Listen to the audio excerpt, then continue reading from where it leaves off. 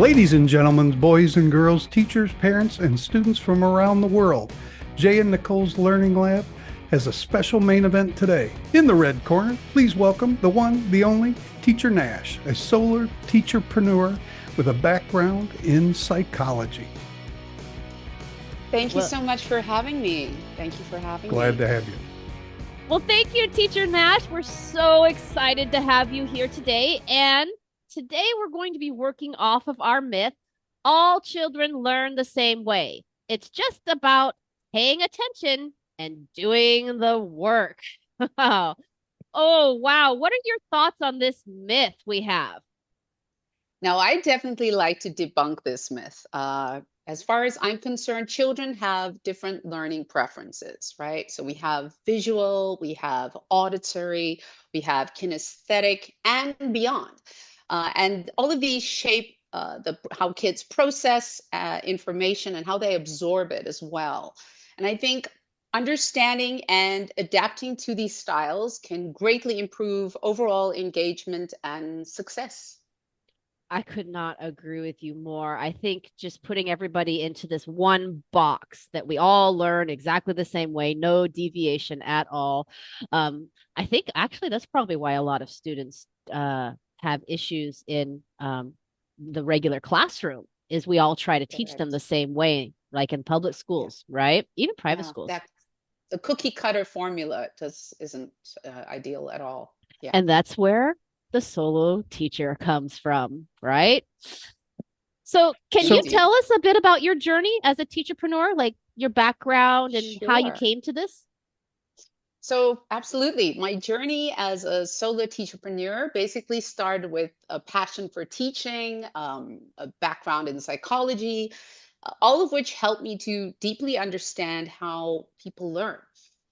So, together with a degree in English, 6 years of speech and drama training, and extensive experience teaching both online and in the classroom, I've basically tailored my approach to suit individual learning styles, which has shown and definitely demonstrated a big difference in my students' overall confidence and success. And as far as the psychology background that I have, I would say it has been instrumental in understanding how students learn best. And I'm excited to share these insights with your audience. sure. Now, was there a moment like where that kind of solidified the importance of personalized learning for you? Was there a moment, any specific moment, or just kind of you understood it and grasped it over a period of time? I think as a result of my experience in history with kids, I mean, I was entertaining children as a child myself from a young age. I've learned to see what engages children, what draws their attention and their focus and keeps them engaged. And I think if kids aren't engaged, they're not really learning ultimately as best as they should.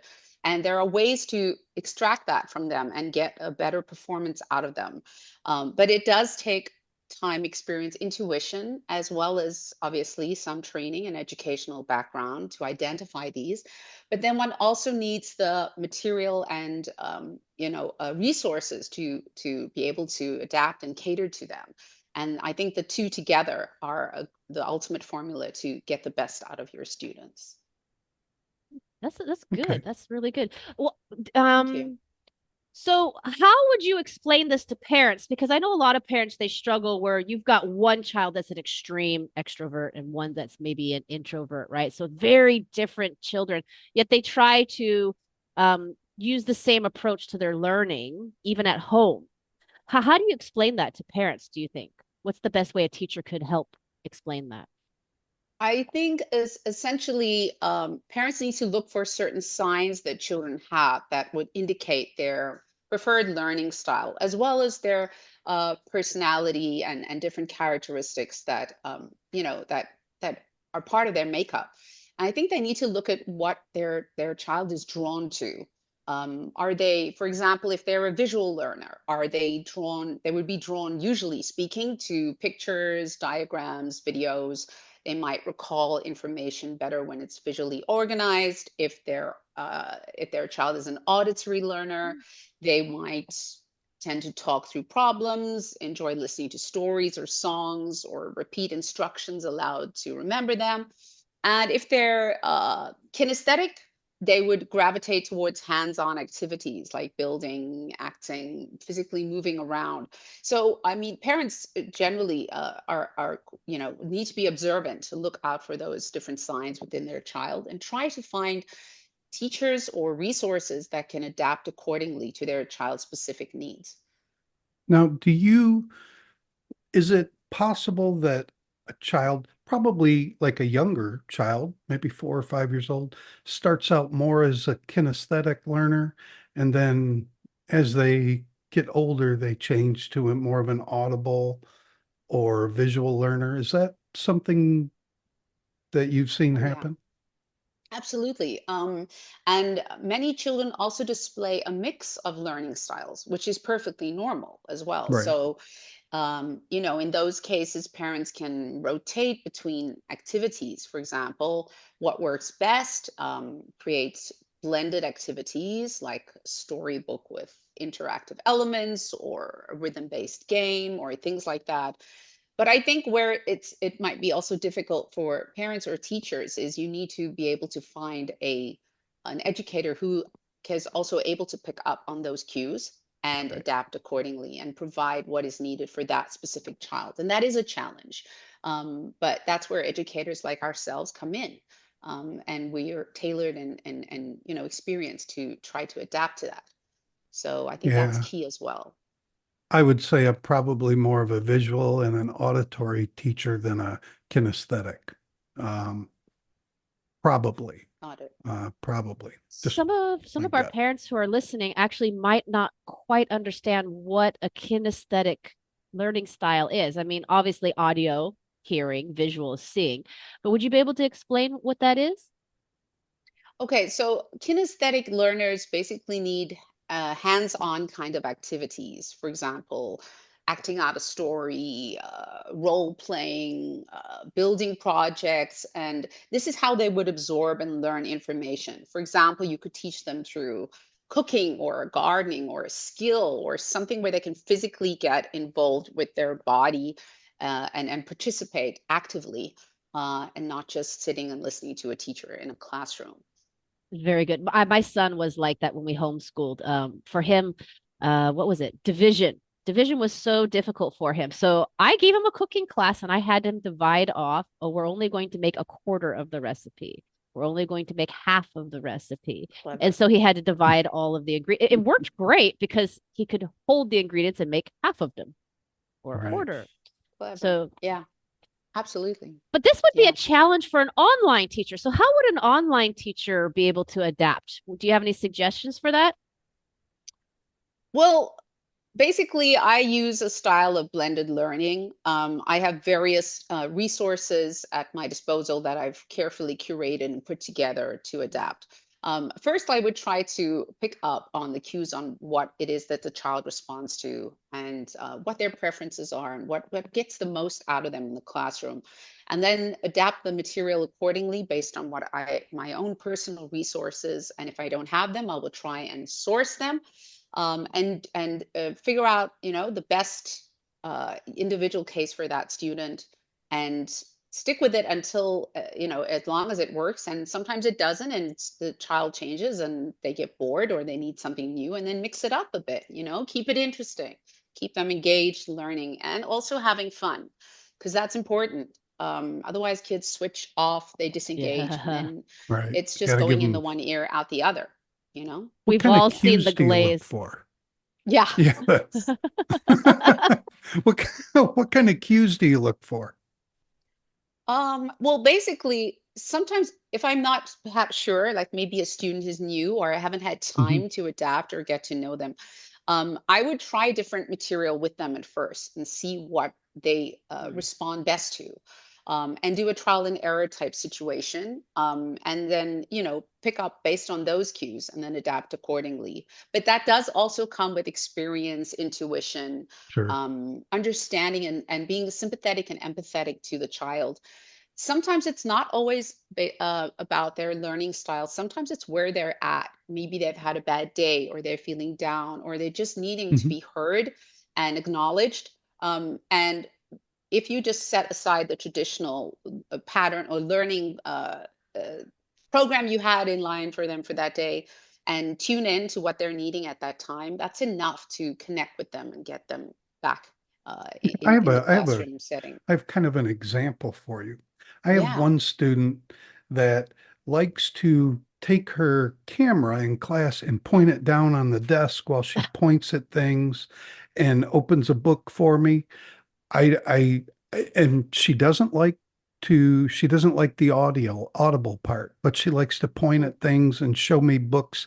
Like if we're Yes. learning about animals, she'll go grab a book and Mm. show me the animals, but it's more like extracting words out of her mouth Yes. Yes. than actually getting her to talk. How would you reach how would you approach a student like this? So, for example, I have one of the activities that I do is I call it crazy pictures. So, I would, for example, show them a picture of something very unusual or Mhm. crazy or strange and ask them Okay. to describe what they see and make a story about it for me, Mhm. using the characters or whatever their imagination can concoct, right? So, in this case, if they have certain toys or familiar things around them that they have an affection for, they could incorporate that into the story. So let's say they have a favorite teddy bear and maybe a favorite Harry Potter character or something. Okay. And I would say combine those and give me a story regarding that. And I would make Okay. sure that they are telling me, giving me descriptions, information, using sentence construction, and preferably also describing the emotional state and how they're feeling, so that they're learning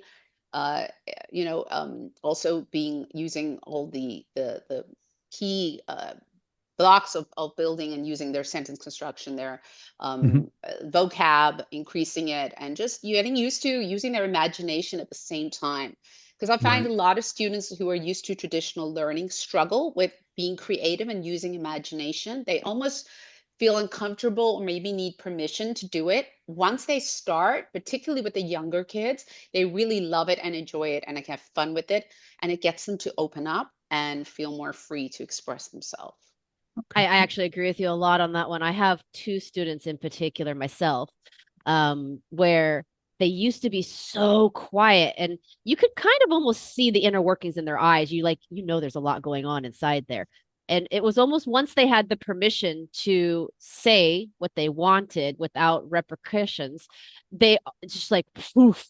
And boy, did they have a lot to say now. And Yeah. so we have this opening scene now that we do in class where they can bring 2 to 3 items max. I like around two. And they can show it to me and tell me about it and Mm. interact with it and how they got it and where it comes from and how much they love it. I think what's a really cool skill is that you're teaching them at the same time not just how to verbally explain things, but by incorporating the feelings of it, you're also teaching them how to express their feelings. Sure. Absolutely.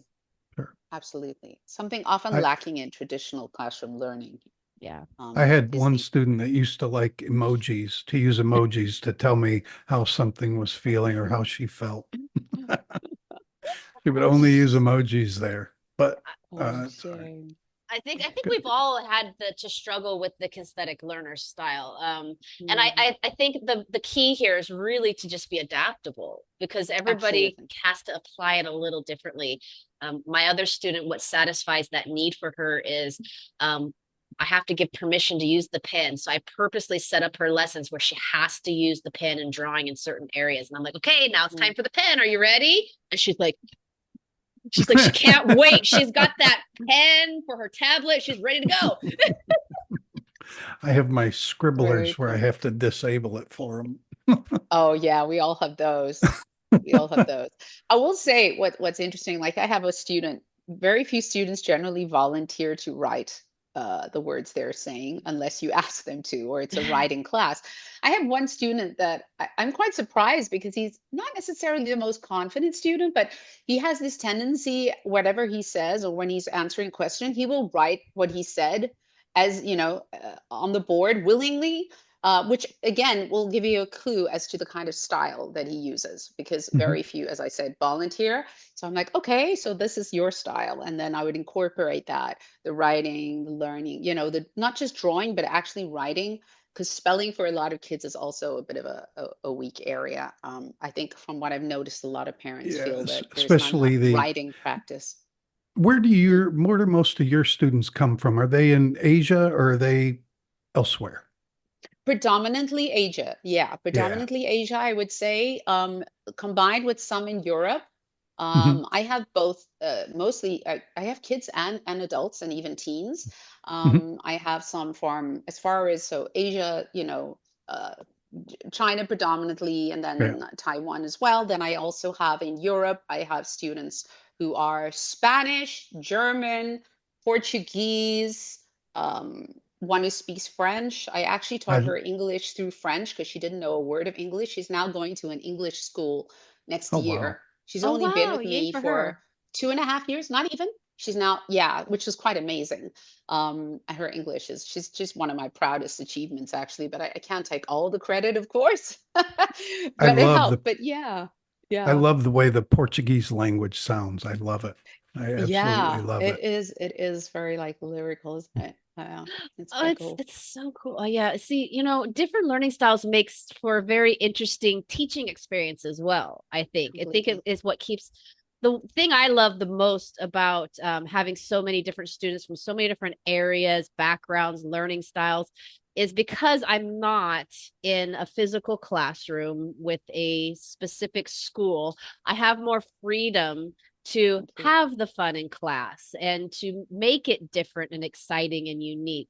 And I think that's what a lot of the students are missing. And I think I think the services that we Mm, provide now, correct me if I'm wrong, I yeah, think our services are vital in the way that it's not just the learning, it's reigniting the interest in learning. Mhm. completely. The love of learning.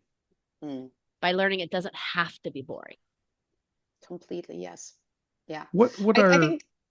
Go ahead, Sorry, I'm Jay. sorry. Go ahead. The Go hard ahead. part, I Come on. think, is not always necessarily the kids, but convincing the parents of this.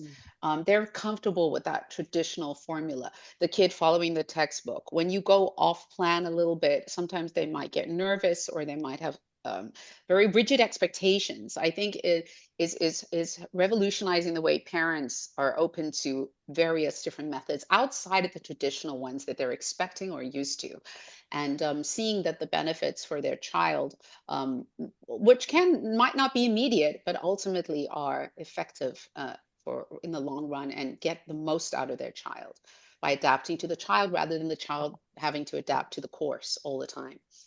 You But actually again, answered my solo. question. Oh, Yep. I'm so sorry. You Did I actually, no, preempt no, that? no, you answered my question. No, it's fine. It's Yeah, fine. yeah, This is It's where I was good. hope you were going because I think parents really undervalue or underestimate the support they can get from an outside tutor online, because Hmm. kids are expected to adapt themselves every day, whether it's their learning style or not, to the school to pass a system. It's not even really learning, and you're learning us to master a system to beat the system to get a good grade. Whereas, and I know all of you guys personally, so I know that your teaching is very similar to mine, where it's more cognitive, it's more critical, it's more using your personal knowledge, your school knowledge, your everyday knowledge, plus what you've learned, in a book, to kind of combine it to create your own reality and answers. So right. it's more of a long-term learning because you're Yes, putting it all together in a holistic way, which is how we interact with the world. They're not taught that yes, at school. They're taught to read it, repeat it, read it, right. repeat it, but they don't Right. understand any of the mechanics behind it.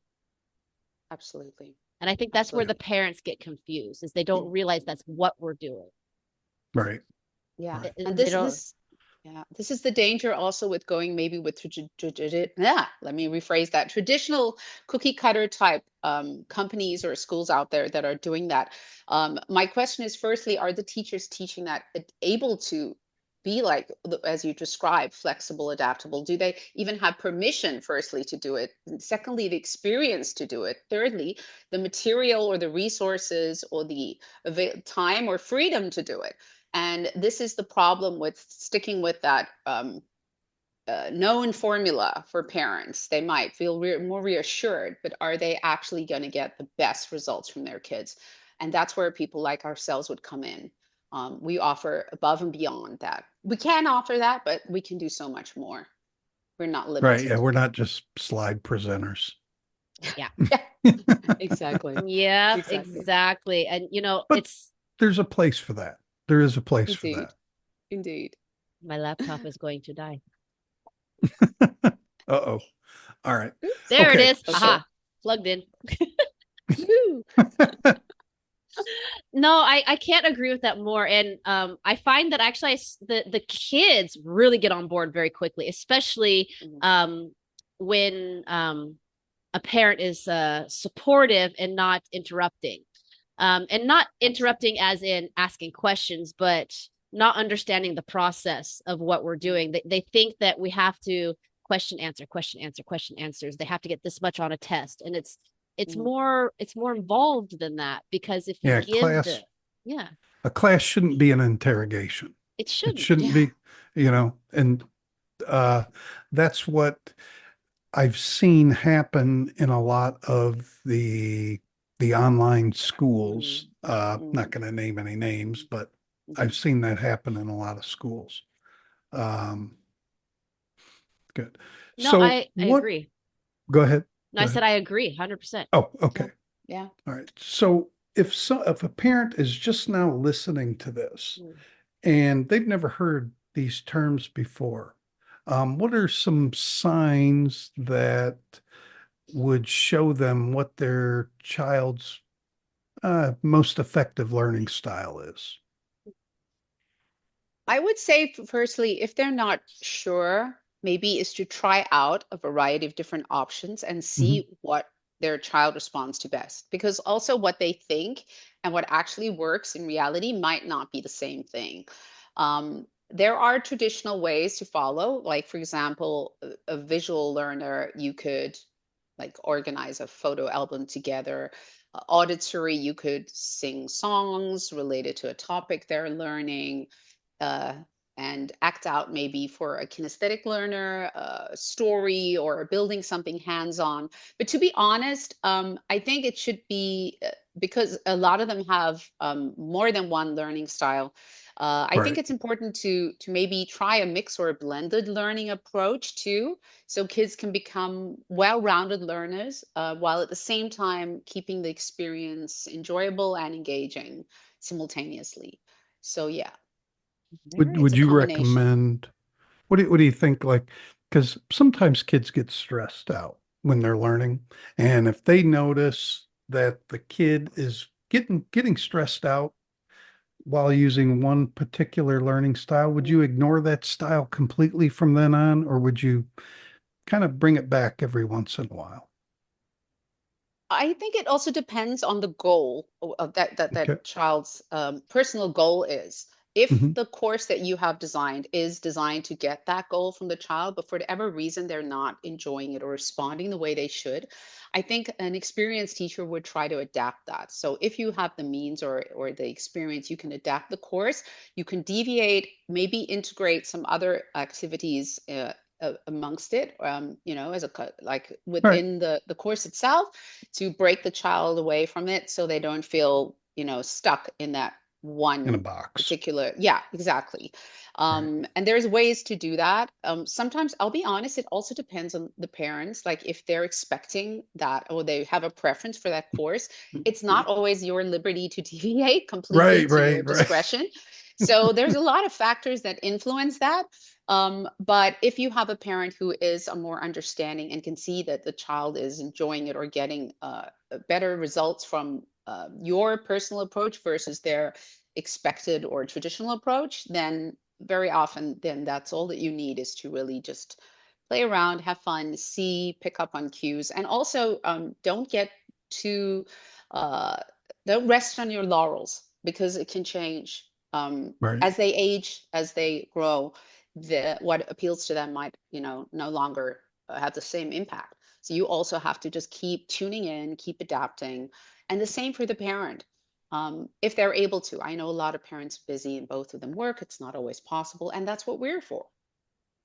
Very cool. Very cool. Well, thank you for those wonderful insights. This has been such an amazing interview with you. I just love it. Before Thank you.